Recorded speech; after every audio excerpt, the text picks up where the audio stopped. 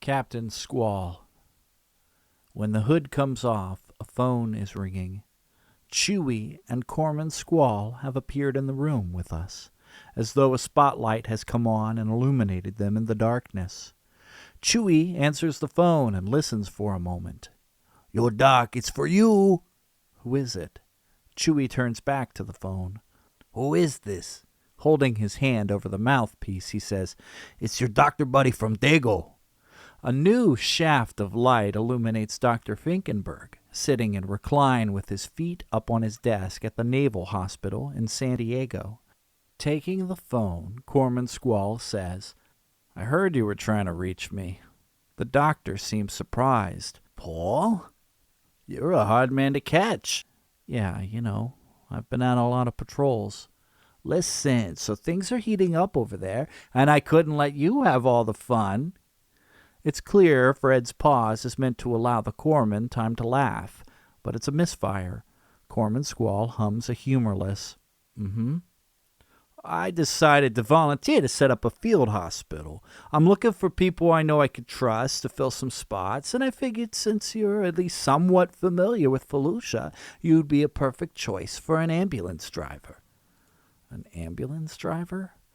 "Yeah. I want to try to set up an operation that moves with the front lines. We're losing guys, getting them back to the base, and I think we can do better." "That would make a huge difference." "Listen, I know this means you'll be doing 2 back-to-back tours, but if you're looking to make a career of the Navy, or even if you just want to cut your time short, either way, this is going to be good for you."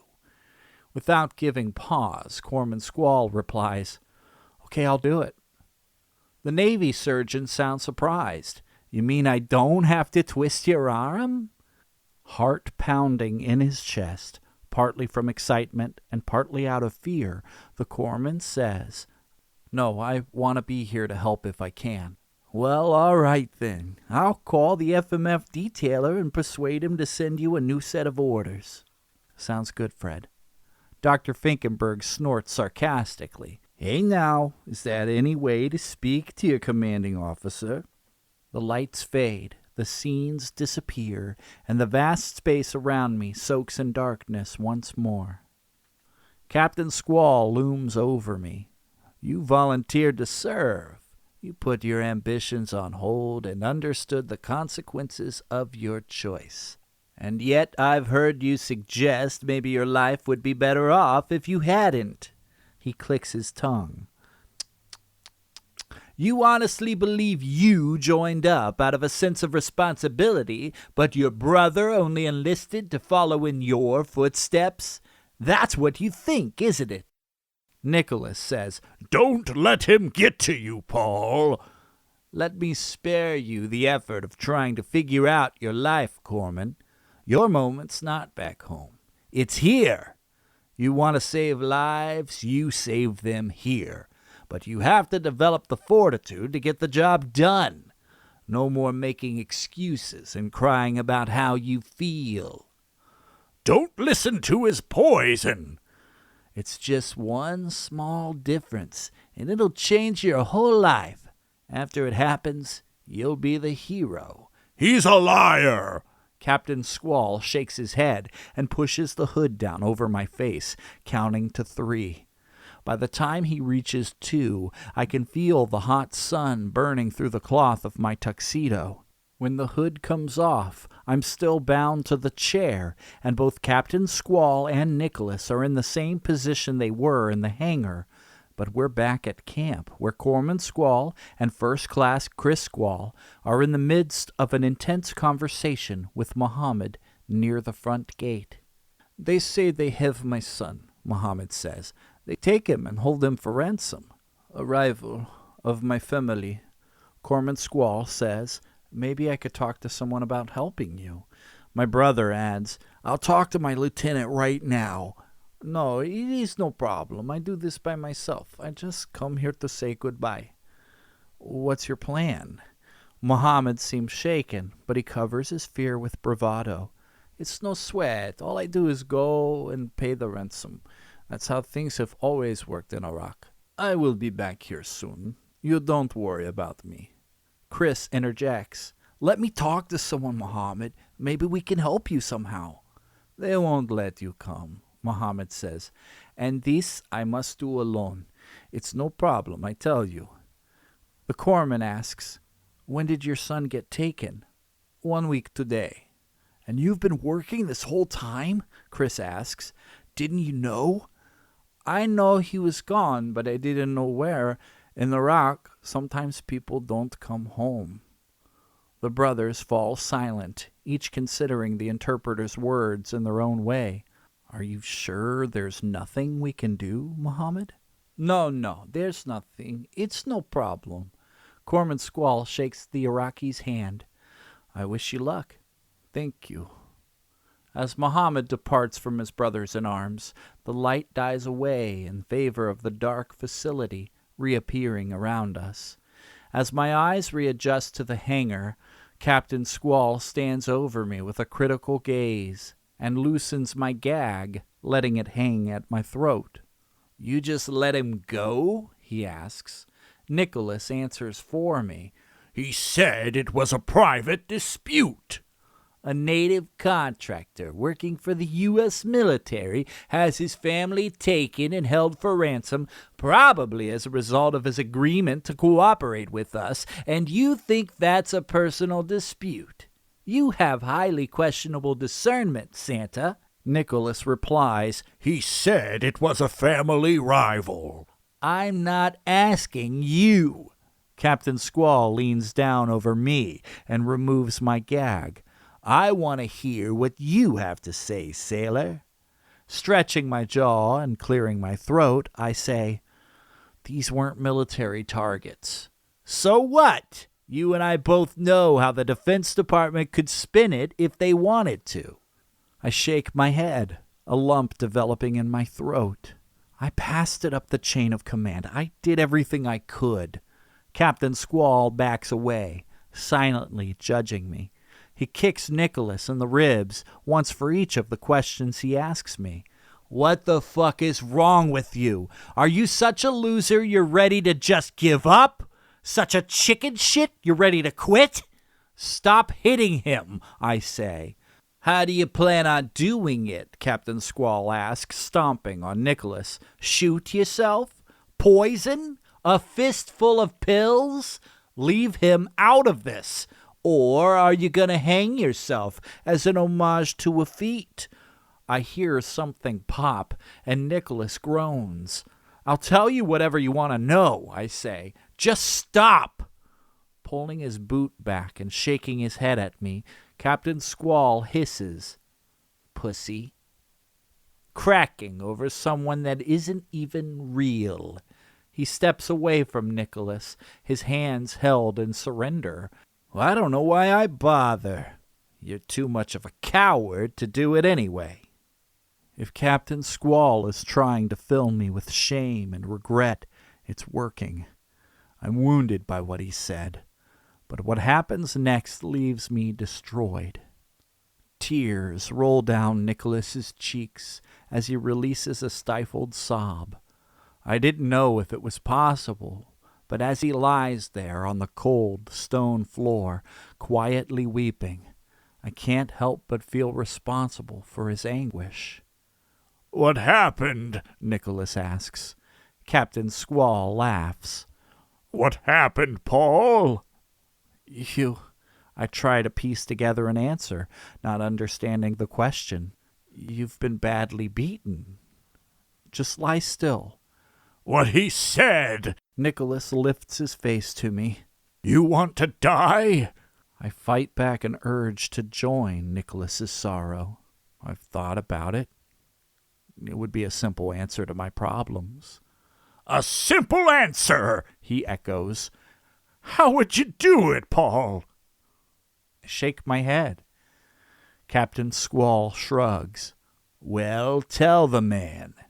I was going to fill the truck with carbon monoxide, I say plainly. But now I figure I could just let myself drown. Nicholas purses his lips and nods. What happened to a feat? A feat? It was the story she was working on. She was embedded in Afghanistan when we were pulling out. She'd been there before, but it was the last time, and it got to her. She was covering the coalition forces while they were training the local authorities to take over. Captain Squall says, "Tell him why leaving was an issue." A sigh of resignation escapes my lungs. We'd already pulled our troops out of Iraq, and we were minimizing our forces in Afghanistan. Not exactly ending the war. We're still there, and will probably be forever. We did turn over power in some areas, and there were problems with how we were leaving some of those regions. A few of the men we put in charge were misusing their authority. They were arresting their rivals, holding them for ransom, like what happened to Muhammad's son. They brought on men who had no discipline. They'd shoot for the sake of firing and would often be at their posts nodding off on heroin. It was like we hadn't learned anything in our time there. We were still proliferating sectarian tension. We'd bust in our allies and put them in charge. We'd bring in Shiites to rule Sunnis and exploit the locals. I take a deep breath and speak directly to Nicholas, who watches me with a wounded expression. Feet saw the child brides and chai boys, and how no one was doing anything to stop what was being done to them. What was being done to them? Let's just say some of the men we left in power were exploiting the local children. Nicholas presses his head into the floor.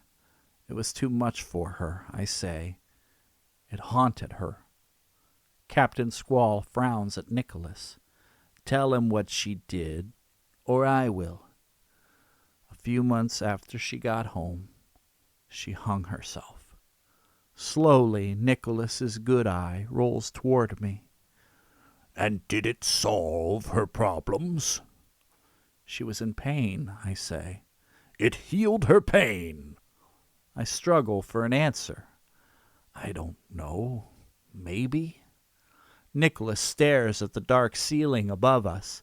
She didn't just give her pain away to everyone that loved her.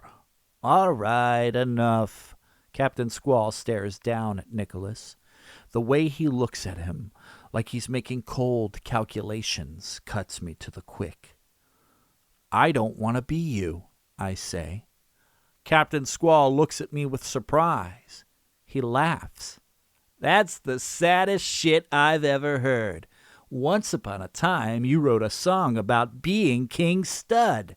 Here I am offering you the chance to be a warlord, a real-life fucking stud with ice water in his veins, and you're whining like a little bitch. I glower at him with thoughts of murder. That's it, boy. Get mad. Unlike Nicholas, I don't want a sissy who turns the other cheek and then runs to his room to cry. Captain Squall tucks a thumb into his ballistic vest. When I'm done with you, your brother's gonna be alive, and you can do whatever you want. You want Gail Ardor? Dude, you come back from this war with a chest full of medals, and it's a pussy buffet. Have her cake, eat her cake, move on to some new, younger, better-looking cake. Any flavor you want, from the pinkest pink to the purplest purple to the brownest brown.